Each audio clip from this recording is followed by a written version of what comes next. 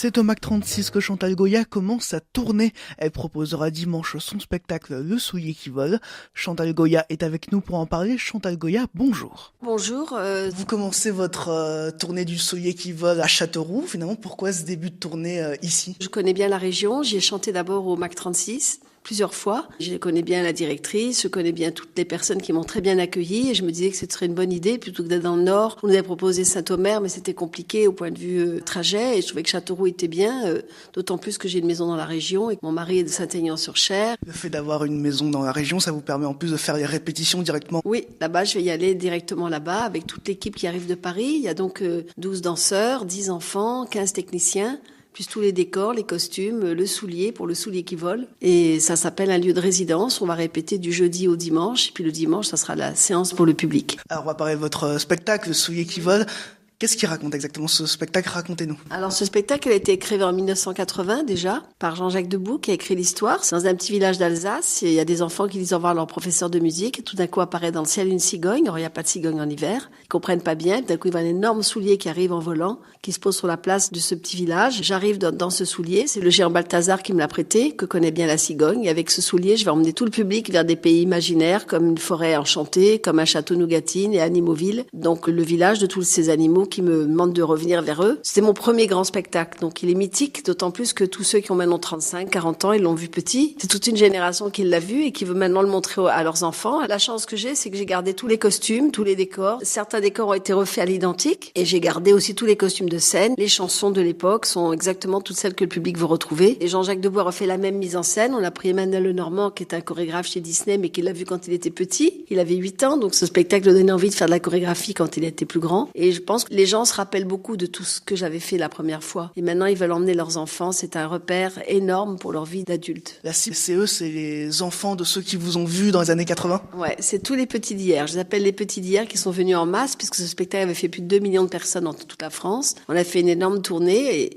ça a été le début de ma grande carrière au Palais des Congrès à Paris. Parce que moi, après vous, je vais faire, comme on appelle ça, une couturière. C'est la première séance. Il faudra être un petit peu indulgent parce que les techniciens et nous tous, on sera peut-être pas définitivement au point, mais je sais que le public m'aime beaucoup et qu'ils seront au contraire très heureux de voir comment ça se passe. Après, on partira sur Paris pour le 2 et 3 février. Après, il y a une tournée de 2 ans, 40 dates. Ça commence déjà à louer de partout, donc je m'aperçois que c'est un spectacle qui parle aux gens. Vous avez l'impression qu'il y a une nostalgie de ce spectacle? Et c'est plus qu'une nostalgie, parce que la nostalgie, c'est quelque chose dont on se souvient. Ça peut très bien ne pas faire partie de votre vie. C'est juste un souvenir, mais moi, je fais vraiment partie de leur vie. Hein. C'est affolant, parce que je vois après, quand je fais mon spectacle pendant 2 heures, j'ai à peu près 2-3 heures de dédicace. Il y a beaucoup d'adultes, j'en reviens pas, il y a beaucoup d'adultes. Par exemple, il y a une famille complète de 10 personnes pour 2 petits, qui ont 3 ans et 5 ans, qui sont vraiment petits. Et tous les grands m'amènent des photos et je leur dis, mais c'est qui ce petit garçon? C'est moi quand j'avais 3 ans ou c'est moi quand j'avais 6 ans. C'est toute la journée comme ça. Moi, je pense que c'est du rêve, c'est des points de repère, c'est des traditions, c'est des choses dont on a besoin aujourd'hui. Pourquoi avoir décidé de rejouer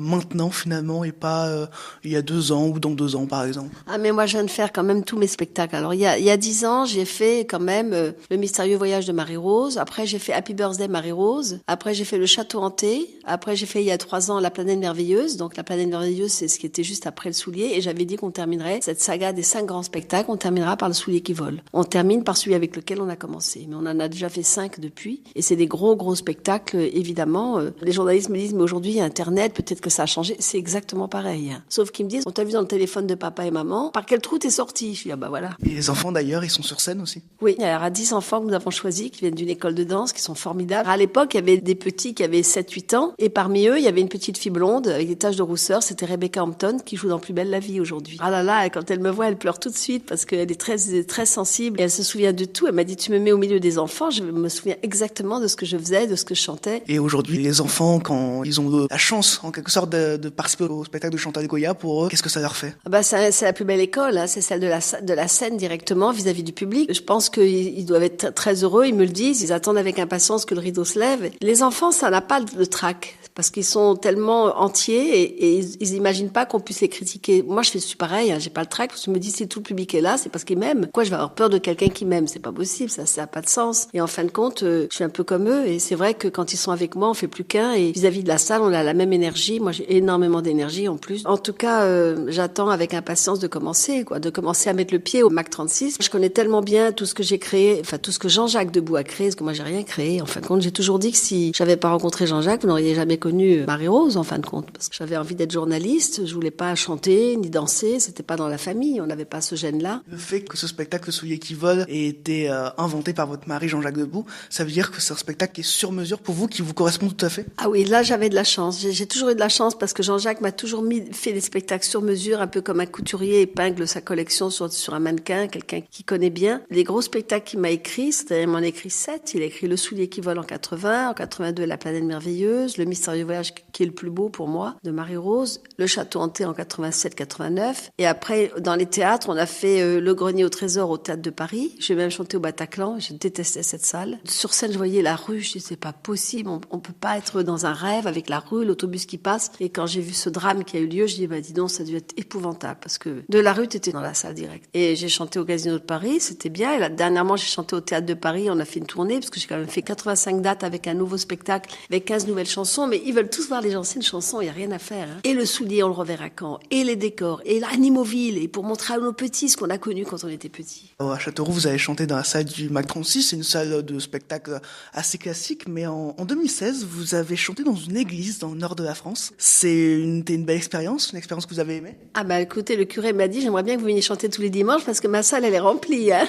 Ce qui était incroyable, c'est que j'ai chanté dans une église avec le lapin qui sautait en l'air devant les saints. Je me dis, mais qu'est-ce qu'on fait là? C'est pas possible, ça fait quand même drôle. Moi, je dis que finalement, tous les saints, ils aimaient les animaux, alors pourquoi pas? Mais alors, le plus dur, on devait se déshabiller dans la sacristie, alors qu'un grand Christ devant moi. Enfin, c'était une expérience magnifique. Les gens étaient ravis. Il avait plus de 1800 personnes.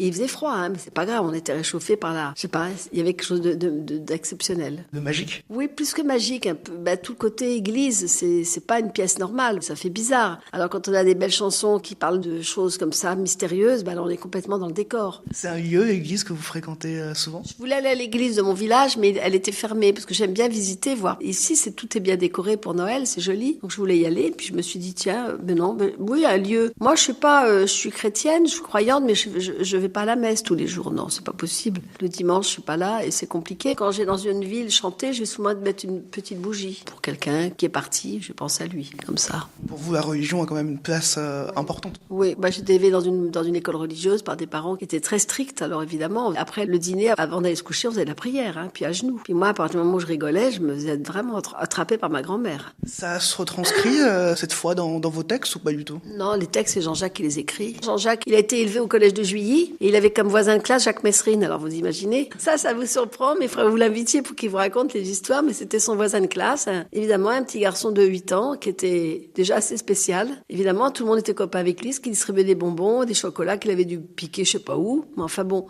Et en plus de ça, il était chez les oratorias. C'était un collège très, très dur. Mais moi, j'étais pendant un petit moment chez les religieuses, mais après, j'étais en fac et après en Angleterre. Alors vous avez dit dans vos textes, il n'y a pas du tout la retranscription de votre foi en quelque sorte, mais vous faites passer de la joie à travers vos textes. Oui, il y a beaucoup de joie, beaucoup de bonheur. Moi-même, je suis quelqu'un de très joyeux. Je suis née comme ça, hein. Je suis née au Vietnam et il fallait bien que je me batte dès l'âge de 3 ans. J'avais même toute une armée qui était venue prendre mon père pour le tuer, qui tueront jamais mon papa, c'est pas possible. Mais j'étais très logique petite. C'est pas possible toutes ces histoires qu'on me racontait. Je disais à maman, ils ont pas des enfants là-bas. Ma mère, elle comprenait, elle essayait de m'expliquer, mais c'est pas d'une manière non plus terrible, quoi. Il fallait pas trop me choquer. Mais en même temps, j'étais très au courant de tout, hein. Puis après, on a quitté le Vietnam pour venir en France parce que mon père était très malade et puis il fallait se sauver parce que c'est vrai qu'il y avait le Viet Cong et il fallait vraiment partir très vite. Et après, je suis arrivée à Marseille et ma mère m'avait dit, tu verras en France, il y a le Père Noël. Alors j'étais fascinée par les cheminées. Je regardais toutes les cheminées de Paris et je me tapais tous les réverbères. Bing, dans la tête. Alors je revenais avec des bosses, je venais ouverte, l'arcade sourcilière ouverte, ça pissait le sang, enfin bon. Avec mon petit frère. Mais non, on se donnait la main très fort et puis on traversait, on demandait aux gens, faites-nous traverser parce qu'il y a des voitures partout. On n'avait pas peur, hein. Noël, ça a l'air d'être une période que vous appréciez? Oui, Noël, c'est la fête des Lumières, la fête des enfants, la fête fête de la famille surtout, voilà. Et moi j'étais contente cette année parce que j'ai eu mes 2 enfants qui sont venus me voir,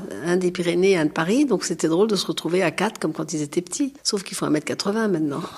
Merci Chantal Goya. On rappelle que vous serez au MAC d'Odéon le 27 janvier prochain pour votre spectacle Le Soulier qui vole. Merci, et puis le soulier qui vole, voilà, ça me portera chance de commencer au MAC 36 à Châteauroux.